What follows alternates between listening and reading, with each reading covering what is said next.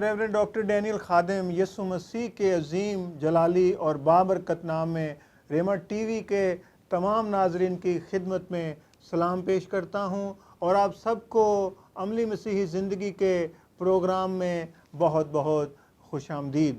ہمارے لیے بہت ہی خوشی اور فخر کی بات ہے کہ ریما ٹی وی کی نشریات کے ذریعے سے عملی مسیحی زندگی کے پروگرام میں ہم پاک کلام کی سچائیوں کو جن کا اطلاق ہماری عملی زندگی سے روزمرہ زندگی سے ہوتا ہے آپ تک پہنچا سکیں۔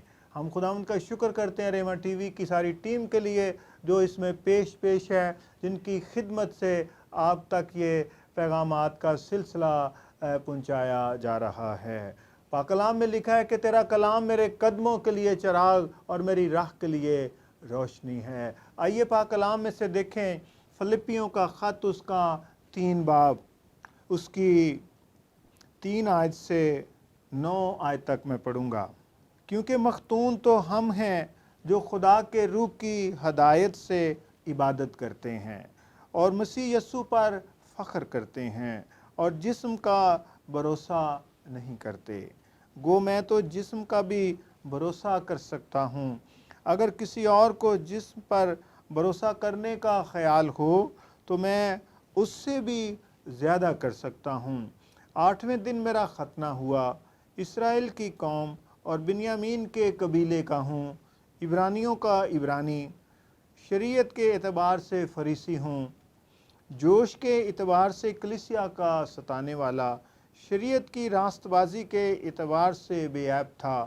لیکن جتنی چیزیں میرے نفع کی تھیں انہی کو میں نے مسیح کی خاطر نقصان سمجھ لیا ہے، بلکہ میں اپنے خداوند مسیح یسوع کی پہچان کی بڑی خوبی کے سبب سے سب چیزوں کو نقصان سمجھتا ہوں، جس کی خاطر میں نے سب چیزوں کا نقصان اٹھایا اور ان کو کوڑا سمجھتا ہوں، تاکہ مسیح کو حاصل کروں اور اس میں پایا جاؤں، نہ میں اپنی اس راست بازی کے ساتھ جو شریعت کی طرف سے ہے، بلکہ اس راست بازی کے ساتھ جو مسیح پر ایمان لانے کے سبب سے ہے اور خدا کی طرف سے ایمان پر ملتی ہے، اور میں اس کو اور اس کے جی اٹھنے کی قدرت کو اور اس کے ساتھ دکھوں میں شریک ہونے کو معلوم کروں اور اس کی موت سے مشابہت پیدا کروں، تاکہ کسی طرح مردوں میں سے جی اٹھنے کے درجے تک پہنچوں۔ پاک کلام کا پڑھا اور سنا جانا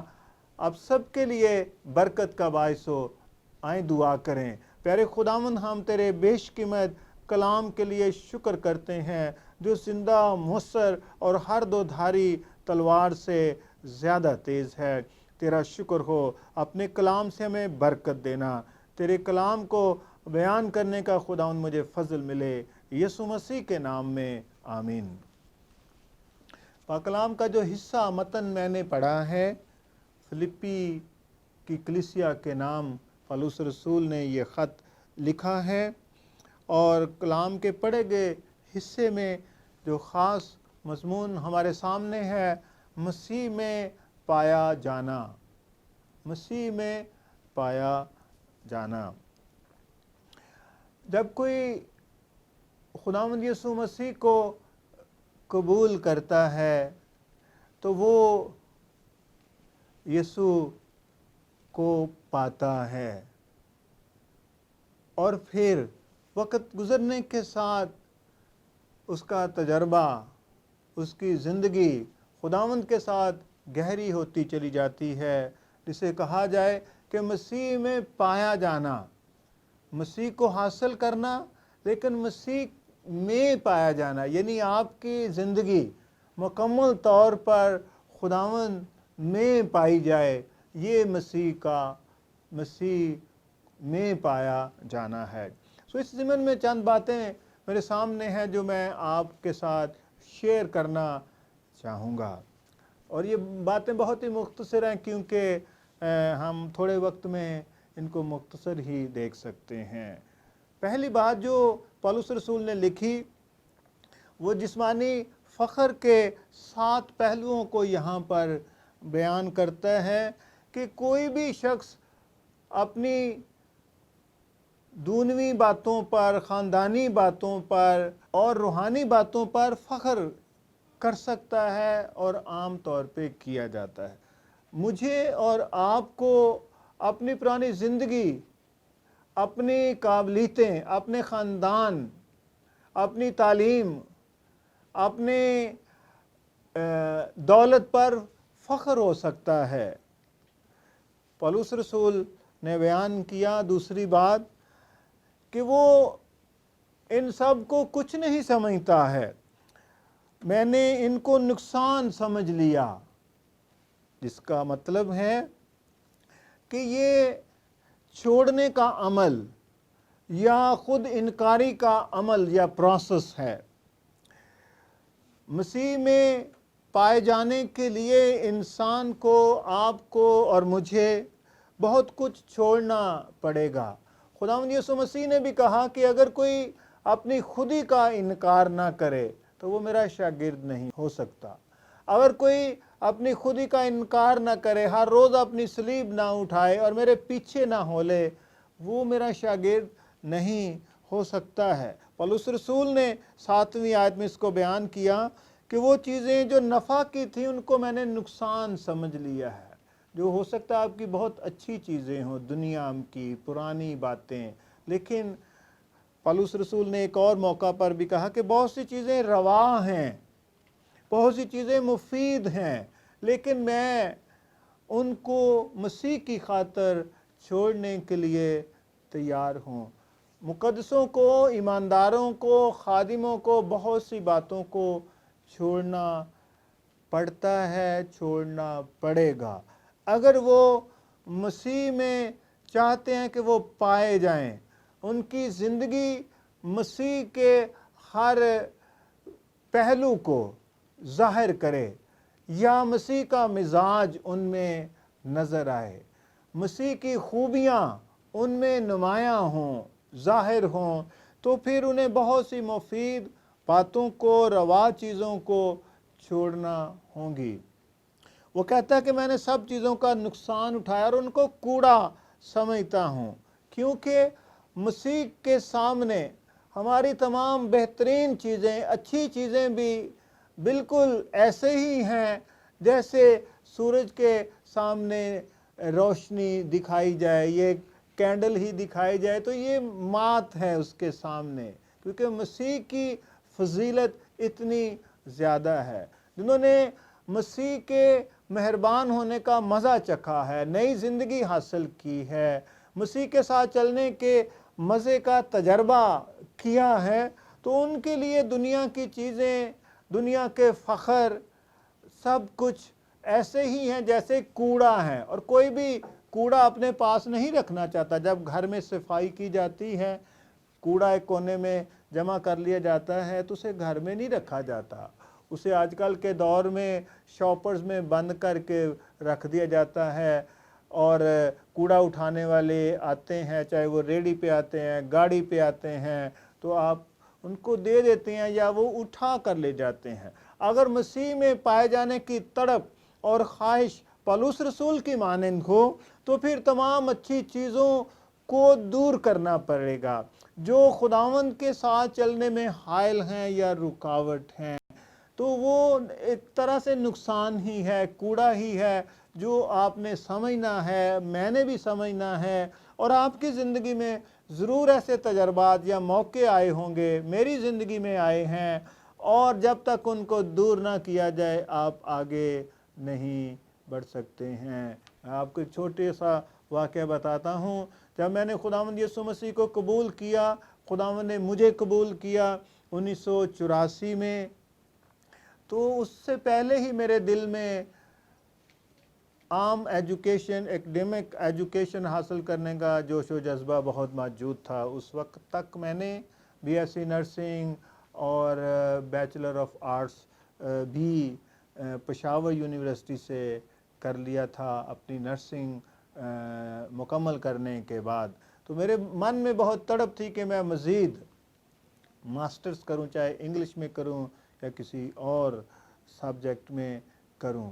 تو نجات پانے کے بعد کیا ہوا کہ جب میں کلام پڑھتا تو میری روح بہت شادمان ہوتی، اور جب फिर मेरे मन में ये तड़प पैदा होती कि मैं अपना मास्टर दूसरा भी मुकम्मल करूं, क्योंकि मैं लाहौर यूनिवर्सिटी से एमए इंग्लिश की किताबें या कोर्सेस लेकर गया हुआ था, और जब मैं वो पढ़ना शुरू करता तो मेरी दूसरी रीडिंग भी कम हो जाती और मेरे अंदर एक बेचैनी किसी कैफियत पैदा हो जाती।